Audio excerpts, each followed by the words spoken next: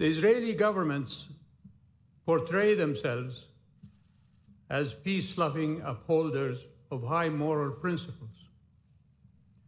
And yet, they have claimed to be the protectors of human rights. And yet, they proclaim that they are the only democratic country in the Middle East.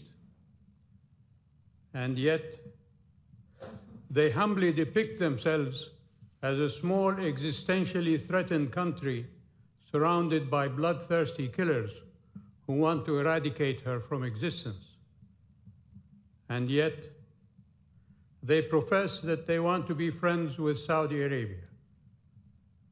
And yet, all Israeli governments are the last of the Western colonizing powers of the Middle East.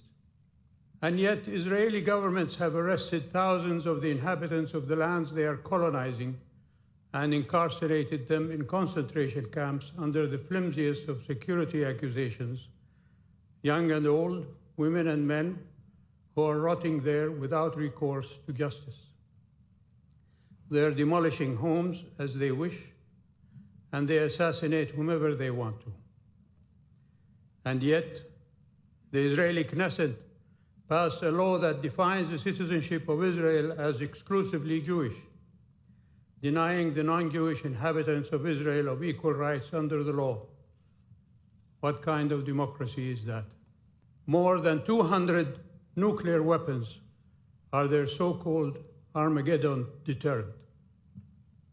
And yet, while waging wars on Hamas, Israeli governments are funneling Qatari financial support for what they say is a terrorist group.